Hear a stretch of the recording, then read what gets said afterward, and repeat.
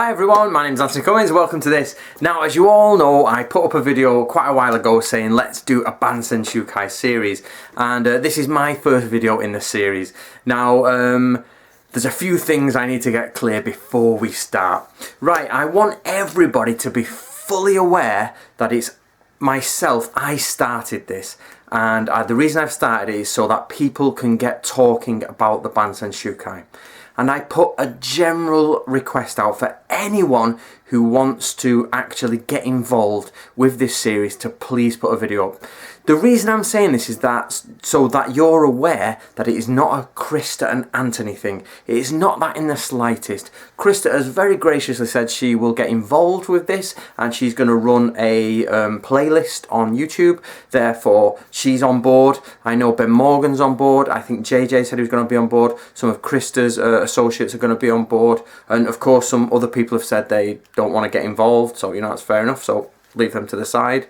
So just so you're aware, this is not a Antony and Krista, you know, get together and go and do the Bansenshukai. This is an Antony Cummins does an open invite, and a few people have accepted. And I know Krista's got a load of videos in store for us. So the reason I'm saying that is just to quell any sort of Antony and Krista have, you know, teamed up again. So if you see that sort of thing going on the internet, please just remind everyone that this was an open invitation for anyone to get involved. And if anybody's out there saying, oh, it's Antony, it's Krista, then you're clearly not involved, and you should be. So if you don't want it to just be an Antony and Krista roadshow, get involved, get a video, get made, get sorted.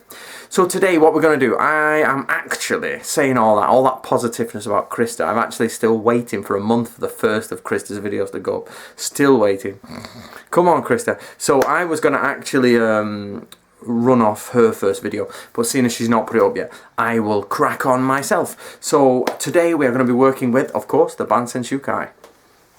So we're going to be on, of course, the Book of the Ninja, and we're going to start, or I am going to start. I've picked this one simply because I think it's a good basic question, and I am on, if you want to follow this, page 96. So, and it's 2 points on Togiki Listening Scouts. So I'm going to read it first, then I want to see I'm going to give you my opinion. So, 2 points on Togiki Listening Scouts. Point 1. Togiki scouting foot soldiers should be placed at intervals of 30 ken, and mounted warriors should be placed at intervals of 2 cho. Point 2. Kage, those who smell, or monogiki, those who listen, are hidden scouts. They should keep the following things in mind. To head in the direction of Baikijin, to make mental notes along the way, to stretch a rope across pathways, to listen to how the dogs are acting. When you are defending a castle or a camp, a number of people should be sent for Kage or Monogiki scouting every night. Kage or Monogiki is to send people secretly along the roads where the enemy might come to attack, or to places where the enemy's shinobi might infiltrate. Make sure to commit a thorough detection sweep in every direction and secretly, front and rear and to the left and right. They are there to capture shinobi. However, if the enemy is too large in number, then they should come back with information. They should come back to inform the general as soon as possible. Kage, so that's listening. Kage, that's the smelling scouts.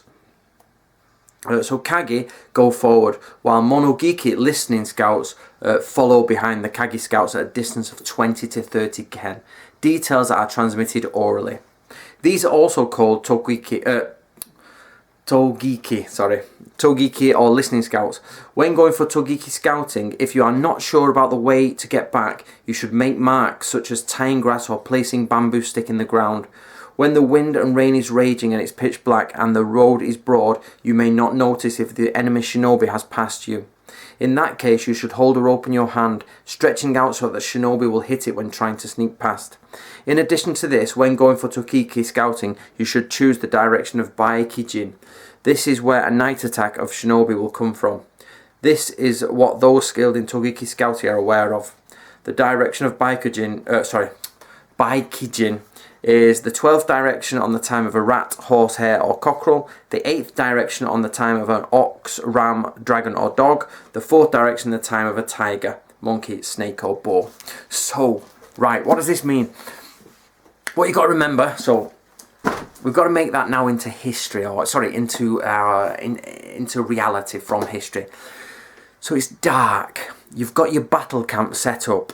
Everything, the bamboo has all been set up, the bushes have been set up, trenches have been dug, spiked trenches have been dug. You've got people in makeshift watchtowers. Everything's there, but you're in, you know, the moon's just slightly crescent, and it's, you know, the light you can barely see.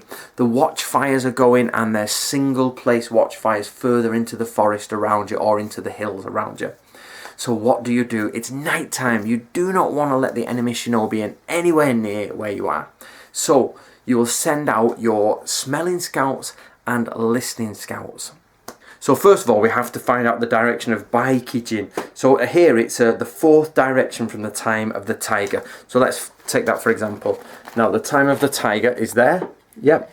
And what we do is the fourth direction is you always count one first there. So 1. It's not like in English where you count 1. So it's 1, 2, 3, 4. So if it's the hour of the tiger or the day of the tiger, whichever one we're doing, what you will do is you will pick the direction of the snake, which is basically southeast. So what you'll do is you get your compass and you check, and you'll check southeast, and you'll be like, even though you're checking everywhere, you're thinking, let's concentrate on that direction, because that's the direction that the shinobi will come from, according to, you know, Fujibayashi's school. So you've got the direction, it's dark, the hills there, you know your prominent direction, but you're sending people all over, but you're concentrating on there. Now, what will happen is you will send out your smelling scouts first. So the smelling scouts, people are like, what do they smell? It's actually fuses they're meant to be smelling. So you smell for hinawa, which is the gun fuse. So when people are moving through the forest at night, obviously it's a natural smell. So the smell of probably pine resin stained, sulfur stained, saturated fuses are, a few people might be wearing them, or shinobi have them on them. Or of course any smell that is basically, sorry, there's a fly. Any smell that is alien to the forest. So these guys will go out first and they'll be smelling. But then it said the listening guys, the togiki, are going out afterwards. Now, I've asked myself the question is, why are they going out afterwards? Now, I personally think there's two things for this. If the smelling scouts are getting into position and they're staying in position, then I think what happens is the listening scouts wait for them to stop moving. Once they've stopped moving, the listening scouts go out and they can listen. They can move, stop, listen, move, stop, listen. Now, if the smelling scouts are still moving, they could hear them and it might disturb what they're doing. So I personally think that probably the smelling scout stops or gets out of listening distance. Then of course the second version is they may be continuing to go, so the distance between them might be enough, you know, I don't think it's enough, but at least it's enough to stop them thinking that that's forever the shinobi. So, and they know exactly where they are and in which direction. So the smelling scouts go out, they're smelling for hinawa fuses, maybe they stay still or maybe they creep through the undergrowth. A little bit behind them, the listening scouts go out. It's like, listening, can we hear any shinobi? Can we hear them noises in the woods? And if it's windy and raining, the listening scouts can't really hear or see. So what they would do then is they stretch rope between them and go out across the path. And any shinobi that comes where it's windy and rainy, they'll trip over and fall over, bang onto the floor, and you'll know they're there. You draw your sword, you kill them. So basically that's my first video, just an intro, but what I want to say to you is that's one page there, and that is quite a lot of information you can pull from that. You can pull, you know, the directions, we know the way the scouts are going out, we wonder why the scouts go out that way. So what's your opinion? How do you think it works? So remember, go to page 96 of the book, let me know what you think. Krista should have a video up soon, I'm sure Ben Morgan's going to have a video up soon, and what I'll do is go to the link below and I'll put the link of the playlist in there, and you can go through all the playlists if this is the first time you've got involved. So thank you very much. I hope you enjoyed that. I hope you enjoyed the Bansenshukai. Let's get some chatting on the Bansenshukai done, and I look forward to everybody else's video, so please get involved. See you later.